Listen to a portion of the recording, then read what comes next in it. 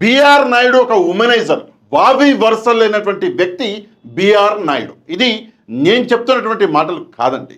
ఒక మహిళ బిఆర్ నాయుడు గారి మీద చేసినటువంటి ఎలిగేషన్లు.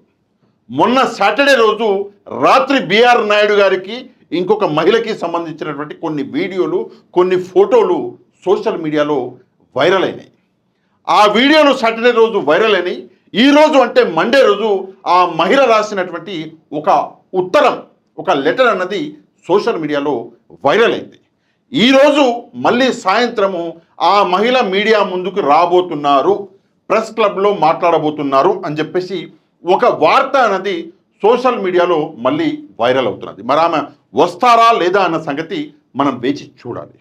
ఇది ఒక ఎత్తు అయితే, మరొక వైపు ఎవరైతే బిఆర్ నాయుడు గారి గురించి సోషల్ మీడియాలో మాట్లాడుతున్నారో వాళ్ళ మీద కేసులు పెడతామని చెప్పేసి ఒక ఎఫ్ఐఆర్ కూడా రిజిస్టర్ అయింది అని చెప్పేసి మరొక వైపు తెలుగుదేశం పార్టీకి సంబంధించినటువంటి సోషల్ మీడియాలో ఒక ఎఫ్ఐఆర్ కాపీ అనేది వైరల్ అవుతుంది. సరే, వైఎస్ఆర్ కాంగ్రెస్ పార్టీ ఏం చెప్తుంది, తెలుగుదేశం పార్టీ ఏం చెప్తుంది అన్నది మనము ఇక్కడ మాట్లాడుకుందాం. ముందుగా బిఆర్ నాయుడు గారికి సంబంధించి వైరల్ అయినటువంటి ఆ వీడియో ఏంటి అన్నది ఒకసారి జాగ్రత్తగా వీడియో చూడండి. మీరు ఆల్రెడీ చూసే ఉంటారు, మళ్ళొకసారి నా కోసం చూడండి. దాని తర్వాత మనము ఆ లెటర్ ఏంటి అన్నది ఒకసారి చూద్దాము. వీడియో కొంచెం జాగ్రత్తగా చూడాలి మీరు. బిఆర్ నాయుడు గారు బయటకు వచ్చారు, ఆయనతోటి వెనకాల ఒక మహిళ. ఈమె బిఆర్ నాయుడు గారి సతీమణి కాదు. బయటకు వచ్చింది బెడ్రూమ్ లాగా అనిపిస్తుంది, ఎందుకంటే జనరల్గా బెడ్ అనేది బెడ్రూమ్లోనే ఉంటుంది. సరే, ఆ మహిళ ఫేస్ అన్నది ఇక్కడ బ్లర్ చేశారు, ఎందుకంటే ఆమె మహిళ కాబట్టి. ఈ వీడియో అన్నది ఎక్కడి నుంచి తీసుకున్నాను అంటే వైసీపీ సోషల్ మీడియా నుంచి తీసుకున్నటువంటి వీడియో. నేను నా సొంత కవిత్వం ఏం మాట్లాడట్లా, ఇది వాస్తవంగా ఉన్నటువంటి వీడియోని నేను మీకు చూపిస్తున్నాను. ఈ మహిళ ఈయనతో ఉన్నారు. సరే, ఇంత క్లోజ్గా జనరల్గా పెద్ద మనిషితో ఎవరు ఉండరు, కొంత గౌరవం అనేది ఉంటుంది.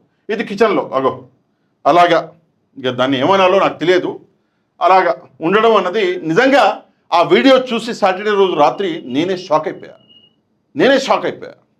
సరే, ఈ వీడియో సాటర్డే అన్నది వైరల్ అయింది. కొన్ని ఫోటోలు ఇట్లా ఫోటోలు ఆమె అక్కడ కూర్చొని, ఈయన ఇక్కడ కూర్చొని, ఇట్లా ఫోటోలు వైరల్ అయినాయి. దాని తర్వాత ఈరోజు వైరల్ అయినటువంటి లేఖ ఏంటి అన్నది కొంత ఓపికతో మీరు వినండి. ఎందుకు వినాలంటే ఈ లేఖలో బిఆర్ నాయుడు గారి గురించి ఆ మహిళ మాట్లాడినటువంటి మాటలు నిజంగా సిగ్గుచేటు. సరే, ఆ వీడియోలు వైరల్ అయినాక బిఆర్ నాయుడు గారు ఒక రియాక్షన్ ఇచ్చారు. ఆయన ఇచ్చిన రియాక్షన్ ముందుగా మనం చూద్దాం. ఇక్కడ చూడండి ఆయన ఇచ్చినటువంటి రియాక్షన్. ఏం వీడియోలు పెడతాడండి ఆయన? ఇప్పుడు ఏదైతే వీడియోలు పెట్టాడో వాళ్ళ ఫ్యామిలీ, మా ఫ్యామిలీ మోర్ దెన్ 30 years నుంచి మాకు ఫ్యామిలీ పరిచయాలు ఉన్నాయి. వాళ్ళ ఇంటికి మేము పోతాం, మా ఇంటికి వాళ్ళు వస్తారు. అంత మాత్రాన అసలు కొన్ని చోట్ల వీడియో మార్పింగ్ చేయడం జరిగింది. ఆ చేసే గాడిదలు సరిగా కూడా చేయలే. మళ్ళీ నేను ఎన్నిసార్లు చూసినా అందులో నాకేం తప్పు కనిపించలే. ఫ్యామిలీ రిలేషన్స్ ఉన్నాయి, ఎన్నిసార్లు చూసినా నాకు అందులో ఎట్లాంటి తప్పు కనిపించలేదు అని మొన్న వీడియో వైరల్ అయినాక బిఆర్ నాయుడు గారు ఇచ్చినటువంటి స్టేట్మెంట్. బిఆర్ నాయుడు గారే కాదు, ఇంకో మొగోడు ఉన్నాడు, ఆయన ఇచ్చినటువంటి స్టేట్మెంట్ అంటే ఆయన తన షోలో మాట్లాడింది. ఆయన గొంతు మీరు వింటే గుర్తుపడతారు, మీరే గుర్తుపట్టాలి. ఇదే మీ టాస్క్, వినండి.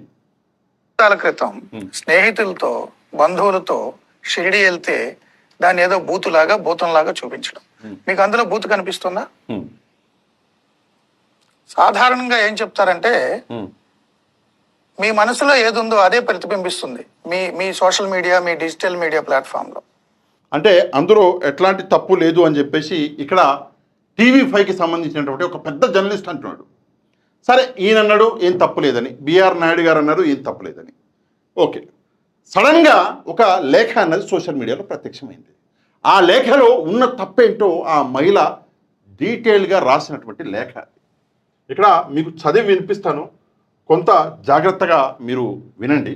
ఈ లేఖ ఎప్పుడు రాశారు అంటే ఎన్నికలు జరిగి రిజల్ట్ వచ్చిన తర్వాత లేదా ఎన్నికల సమయంలో రాసినటువంటి లేఖ ఇది. ఇంకా బిఆర్ నాయుడు గారు అప్పటికి టీటీడీ చైర్మన్ అవ్వాల, కానీ చంద్రబాబు నాయుడు గారి రిజల్ట్ వచ్చింది అని అనిపిస్తుంది ఈ లేఖలో చదివితే, అట్లా అనిపిస్తుంది. అంటే టెంటేటివ్గా ఆ సమయంలో రాసినటువంటి లేఖ ఇది. ముందుగా లేఖ అన్నది నేను చదువుతాను, కొంత జాగ్రత్తగా వినండి. చాలా బాగా చదువుతా, చాలా అంటే చాలా బాగా చదువుతా. భూమన గారు చదివారు కదా ఈరోజు, భూమన కరుణాకర్ రెడ్డి గారు ఈరోజు చదివారు. ఆయనంత కాకపోయినా ఎంతో బాగా నేను కూడా చదువుతా, ఒకసారి వినండి. ఇక మనం చూసుకుంటే subject relationship with BR Naidu, subject relationship with BR Naidu. Okay, next కింద వచ్చేసి ఎవరంటే TV5 చైర్మన్ అని చెప్పేసి రాశారు పక్కన. కింద గౌరవనీయ మాజీ మరియు కాబోయే ఆంధ్రప్రదేశ్ ముఖ్యమంత్రి వర్యులు శ్రీ నారా చంద్రబాబు నాయుడు గారికి నమస్కరించి రాయినది. కాబోయే అంటున్నారంటే అప్పటికి రిజల్ట్ అనేది వచ్చింది, రిజల్ట్ వచ్చింది కాబట్టి కాబోయే అని చెప్పేసి రాశారు ఈమె. సరే, నా పేరు, ఆమె పేరు ఇక్కడ బ్లర్ చేసాము కావాలని చెప్పేసి, ఎందుకు చెప్పాలని చెప్పేసి, కానీ కరుణాకర్ రెడ్డి గారు చెప్పేశారు ఆమె పేరు. అందుకే నేను కూడా ఆయన చెప్పినటువంటి ఆ పేరుని కోట్ చేస్తున్నా. ఆమె పేరు ఏంటి అంటే ఇంద్రలేఖ గారు అంట. ఆమె పేరు ఇంద్రలేఖ గారు, తాడిపల్లి ఇంద్రలేఖ గారు ఆమె పేరు. సరే, వయసు 48 సంవత్సరాలు, తండ్రి పేరు రాశారు. స్వస్థలం గుంటూరు జిల్లా తెనాలి. మాది బ్రాహ్మణ వైదిక కుటుంబం అయినప్పటికీ మా నాన్నగారు తెనాలి టౌన్ హెడ్ కరణంగా పనిచేసి ఉన్నారు. వాళ్ళ నాన్నగారు తెనాలిలో హెడ్ కరణంగా పనిచేసి ఉన్నారంట. తెనాలి టౌన్ హెడ్ కరణంగా పనిచేసి ఉన్నారు. ఓకే, తదనంతర పరిణామాలతో మేము సుమారు 36 ఏళ్ల క్రితము మేము హైదరాబాద్ మూవ్ అయ్యి వ్యాపార నిమిత్తము హైదరాబాద్లోనే స్థిరపడ్డాము. హైదరాబాద్కు వచ్చి స్థిరపడ్డారు. ఓకే, మంచిదే. నెక్స్ట్, ప్రస్తుతం మేము హైదరాబాద్లోని మణికొండలో స్థిర నివాసం కలిగి ఉన్నాము. ఓకే, కింద నేను ఈ ఉత్తరం ద్వారా మీ దృష్టికి తీసుకురావాలి అనుకున్న ముఖ్య ఉద్దేశం ఏమిటనగా, బిఆర్ నాయుడు నాకు 25 సంవత్సరాల పరిచయస్తులు. ఓకే, ఆ పరిచయం కొన్ని ఏళ్ల తర్వాత రిలేషన్షిప్గా మారింది. రిలేషన్షిప్ అంటే ఏంటో అన్నది ఇక్కడ ఈమె డిస్క్రిప్షన్ అనేది ఇవ్వలేదు. జనరల్గా రిలేషన్షిప్ అంటే ఏంటో మనకి తెలుసు, మనం అర్థం చేసుకునేటటువంటి మెచ్యూరిటీ మనకు ఉన్నది. ఓకే, నెక్స్ట్ వచ్చేసి ఈ ప్రయాణంలో నాయుడు గారి వలన సుఖం సంతోషం తోడు లేకపోగా అనేక అవమానాలు ఆర్థిక ఇబ్బందులు పడ్డాను, ఇంకా పడుతూనే ఉన్నాను. నెక్స్ట్, నన్ను ఏనాడు ప్రేమగా బాధ్యతగా చూడలేదు. అరగంట కోసం, చాలా సిగ్గుతో తలదించుకోవాల్సిన వర్డ్ ఇది, అరగంట కోసం నేను అని నాకు అర్థం అయ్యేసరికి ఏళ్ళు గడిచిపోయాయి. అరగంట కోసమే నేను అని ఆమెకు అర్థమయ్యేసరికి ఏళ్ళు గడిచిపోయినట్ట. నిజంగా ఒక మహిళ బాధతో రాసినటువంటి లేఖ. నాయుడు గారు నన్ను బాగా చూసుకుంటాను, ప్రపంచంలో అందరికంటే నువ్వంటేనే ప్రేమ, నన్ను వదిలేయొద్దు అని కళ్ళ నీళ్లు పెట్టుకుంటే నమ్మి ఈ రిలేషన్షిప్ స్టార్ట్ చేశాను. నాయుడు గారు కూడా, అంటే లేఖ ప్రకారం, నేనేం నా సొంత కవిత్వం కాదు, నాయుడు గారు కూడా ఉంటారు కదా టీనేజర్స్, కాళ్ళు చేతులు పట్టుకుని ఏడుస్తారు కదా, సో అట్లా ఈయన కంటతడి పెట్టుకున్నంట. కింద నాకు ఒకే కూతురు అమ్మాయి 16 సంవత్సరాలుగా SLE అనే ఆటో ఇమ్యూన్ డిజీజ్తో ప్రతిక్షణం జీవితంతో పోరాడుతూ బ్రతుకుతోంది. ఆటో ఇమ్యూన్ డిజీజ్ ఉందంట పాపకి, 16 సంవత్సరాల అమ్మాయి. ఓకే, నాయుడు మాటలు నమ్మి రిలేషన్షిప్ స్టార్ట్ చేశాక మా అమ్మాయికి SLE వచ్చింది. కూతురికి కూడా SLE నాయుడు గారితో రిలేషన్ స్టార్ట్ చేసినాక వచ్చిందంట. అంటే ఆ అమ్మాయి ఏమేమి చూసిందో, ఎట్లెట్లా ఏమేమి జరిగిందో పాపం. ఓకే, నెక్స్ట్, నేను మందులకి ఖర్చులకి కూడా ఎంతో ఇబ్బంది పడ్డాను. ఎవరితో మాట్లాడకూడదు, ఏ పని చేయకూడదు. అనుమానం ఆయన చూడాలి అంటే తాళి కట్టానా, బాకీ ఉన్నానా, లమ్ డాష్ అనే మాటలు తప్ప కుక్క కన్నా హీనంగా చూశాడు నన్ను. సరే, కొంత రాత అటు ఇటు ఉంది కాబట్టి నేను కొంత అది చేస్తున్నాను. కుక్క కంటే హీనంగా చూశాడు నన్ను అని చెప్పేసి రాసుకొచ్చింది పాపం మహిళ. అన్ని అవమానాలు బాధలు భరిస్తూ కూడా ఎవరికి ఏమీ చెప్పకుండా రోడ్డున పడకుండా గడుపుతూ వస్తున్నాను. ఓకే, నెక్స్ట్, ఓకే, శిక్షిస్తాడు అనుకొని, ఓకే దేవుడు శిక్షిస్తాడు అనుకుని అనుకుంటా, కింద నా మీద 2016 నుంచి ఎవరో నిఘా పెట్టి నన్ను వెంబడిస్తూ వస్తున్నారు.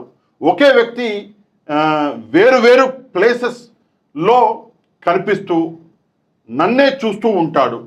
నన్ను హైదరాబాద్ విడిచి వెళ్ళమని లేదంటే చంపేస్తామని బెదిరించారు. ఇందులో కూడా నాయుడు నాకు ఎలాంటి హెల్ప్ చేయలేదు. బయటికి వెళ్ళొద్దు, ఇంట్లోనే ఉండు అని చెప్పడం తప్ప, బయటికి వెళ్ళొద్దు అని చెప్పడం తప్ప ఇంకేమీ హెల్ప్ చేయలేదు. ఈ రోజుకి ఆర్థికంగా సామాజికంగా ఎన్నో ఇబ్బందులు పడుతూనే ఉన్నాను. బిఆర్ నాయుడు ఒక భయంకరమైన ఉమెనైజర్. నేను స్టార్టింగ్లో చెప్పా మీకు, అది నా వర్డ్స్ కాదండి, ఆమె రాశారు. ఇదే ఉమెనైజర్, బావి వరుసలు లేనటువంటి వ్యక్తి. అతనితో పని ఉంది అంటే పడుకోకుండా చేయను అని మొహం మీదే చెప్తాడు. మహిళలు ఎవరైనా పని ఉందంటే పడుకోకుండా చేయనని మొహం మీదే చెప్తాడంట. టీడీపీ అధికారంలోకి వచ్చాక తాను టీటీడీ చైర్మన్ లేదా ఎంపీ రాజ్యసభ అవుతాను అని ప్రగాఢమైన నమ్మకంతో ఉన్నాడు. అతను నిస్వార్థంగా ఏ పని చెయ్యడు. ఇలాంటి వ్యక్తికి మీరు అత్యున్నతమైన పదవి ఇస్తే ఏ చిన్న పనితో ఆడవాళ్ళు వచ్చినా వాళ్ళని ఇబ్బంది పెడతాడు. అది పార్టీకి కూడా చెడ్డ పేరు తెస్తుంది. ఈ ఉత్తరంలో రాసిన ప్రతి అక్షరానికి నేను కట్టుబడి ఉంటాను. పెద్దలు గౌరవనీయులైన మీరు నా ఆవేదన అర్థం చేసుకోగలరని భావిస్తున్నాను అని చెప్పేసి ఈమె లెటర్ రాసి సంతకం కూడా పెట్టారు. ఈ లెటర్ కాపీలని నారా లోకేష్ గారికి, కొణిదెల పవన్ కళ్యాణ్ గారికి పంపించారు. దీనికి వచ్చేసి ప్రూఫ్స్ ఏంటంటే, ఇక్కడ ఈమె చేసినటువంటి కొరియర్స్ ఇక్కడ చూసుకుంటే ఇది పవన్ కళ్యాణ్ గారికి పంపించినటువంటి కొరియరు. ఇక్కడ చూసుకుంటే తెలుగుదేశం పార్టీ నారా చంద్రబాబు నాయుడు గారికి రిసీవ్ అయినట్టుగా స్టాంప్ కూడా కొట్టారు. ఇక్కడ చూసుకుంటే నారా లోకేష్ గారికి ఈమె కొరియర్ అన్నది పంపించారు. ఇది ఈ లేఖలో సారాంశం. అంటే నిన్న బిఆర్ నాయుడు గారు అసలు తప్పేంటి అన్నాడు, ఈరోజు ఆ తప్పేంటి అన్నది ఆమె రాసిన లేఖే బయటకు తీసుకొచ్చింది. ఇది ఒక ఎత్తు అయితే, మరొక ఇంపార్టెంట్ విషయం, ఈ వీడియో ఏదైతే మీరు చూశారో ఆ వీడియోని మీరు ఒకసారి గమనిస్తే, ఆ వీడియో అన్నది సాధారణంగా ఒక ఇంట్లో, అంటే ఆ మహిళ ఉన్నటువంటి ఇంట్లో షూట్ చేసినటువంటి వీడియో. ఆమె ఇంట్లో ఆమెకి తెలియకుండా ఎవరో వచ్చి కెమెరా ఎందుకు పెడతారు అంటే, ఆమె కావాలని చెప్పేసి ఈ రికార్డింగ్లు చేసుకున్నది అని చెప్పేసి అర్థమవుతుంది. టెంటేటివ్గా ఆమె చెప్పకపోయినా అర్థమవుతుంది ఆమె చేసుకున్నది అని చెప్పేసి. ఈరోజు బయటకు వచ్చింది అంటే, రికార్డింగ్ ఆమె చేసిందంటే, బయటకు వచ్చిందంటే 100% ఆమె బయట పెట్టింది అని చెప్పేసి అర్థం చేసుకోవచ్చు మనం. ఇది ఒక విషయం. మరొక ఇంపార్టెంట్ విషయం ఏంటంటే, సరే బిఆర్ నాయుడు గారి సేమ్ అదే ఈ వీడియో అన్నది అదేదో మార్ఫ్డ్ వీడియో, ఏఐ వీడియో, అదేదో వీడియో, ఇదేదో వీడియో అంటుంటే, ఇంకొక పోస్ట్ అన్నది సోషల్ మీడియాలో వైరల్ అవుతుంది. ఇదేదో సాఫ్ట్వేర్లో పెట్టారు ఈ వీడియోని. పెడితే ఇది ఏఐ జనరేటెడ్ ఇమేజ్ కాదు, ఫోటోని పెట్టారు.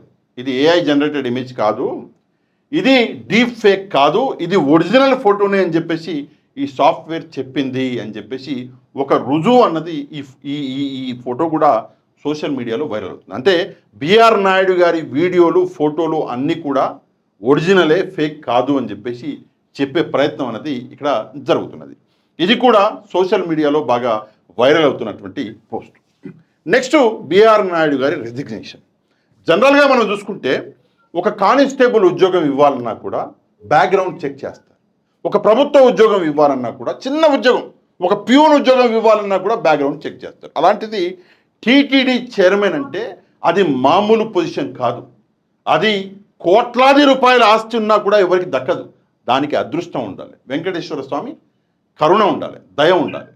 అట్లాంటిది అవన్నీ పక్కన పెట్టేసి ఇలాంటి ఒక వ్యక్తికి, నేను ఎందుకు ఈ మాట మాట్లాడుతున్నాను అంటే, ఈయనకి సంబంధించి ఒక పోస్ట్ అన్నది సోషల్ మీడియాలో వైరల్ అవుతున్నది. ఈయన ఎవరో నాకు తెలియదు, జస్ట్ సోషల్ మీడియాలో వైరల్ అవుతుంది, మీకు చూపిస్తున్నాను.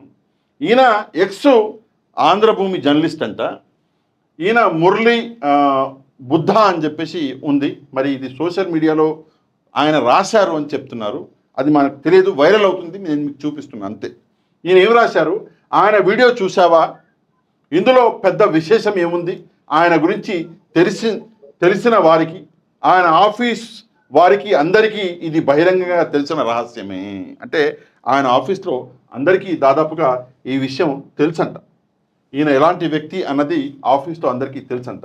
నిజానికి ఆయన ఇలాంటి విషయాలు ఎప్పుడూ దాచిపెట్టలేదు, బహిరంగంగానే చేసినట్టు అన్ని విషయాలు. ఓకే, మీకు కొత్తగా కనిపించిందేమో, అందరికీ తెలిసిందే అని చెప్పేసి ఇక్కడ రాశారు. ఇద్దరు జర్నలిస్టుల మధ్య చర్చ అంట ఇది. ఇద్దరు జర్నలిస్టుల మధ్య చర్చ. మరి సోషల్ మీడియాలో పెట్టారా లేదా అది ఎలాగ వచ్చిందో తెలియదు, కానీ సోషల్ మీడియాలో అయితే ప్రస్తుతం వైరల్ అవుతుంది ఈ స్క్రీన్ షాట్. ఇది ఒక ఎత్తు అయితే, నెక్స్ట్ వచ్చేసి ఈ తప్పు నిజంగా వేరే ఎవరైనా చేసుంటే ఏంటి? ఇంతకు ముందు కూడా జరిగింది. ఇంతకు ముందు కూడా ఎల్ లక్ష్మయ్య అని చెప్పేసి అసిస్టెంట్, ఒక మన టీటీడీ బోర్డు సెల్లో పనిచేస్తున్నటువంటి ఒక వ్యక్తి, ఈయన పేరు లక్ష్మయ్య. ఈయన ఇదే తప్పు చేశాడు. చేస్తే ఈయనని తొలగించారు. మరి ఇప్పుడు ఇదే తప్పు, ఇంతకన్నా కొంత పెద్ద తప్పే ఈరోజు బిఆర్ నాయుడు గారు చేస్తే మరి ఆయన మీద ఏం యాక్షన్ తీసుకుంటారు, ఎప్పుడు తొలగిస్తారు? ఈ ప్రశ్నకి సమాధానం చెప్పడం మానేసి వీళ్ళు ఏం చేస్తున్నారంటే ఆయనను కాపాడే ప్రయత్నం చేస్తున్నారు. ఇక్కడ మీరు చూస్తే స్వాతి రెడ్డి అని చెప్పేసి ఒక అమ్మాయి, అంటే తెలుగుదేశం పార్టీకి అంటే కొంత సపోర్ట్గా, కొంత కాదు మ్యాక్సిమం సపోర్ట్గా తెలుగుదేశం పార్టీ కోసమే పనిచేస్తుంది ఈ అమ్మాయి.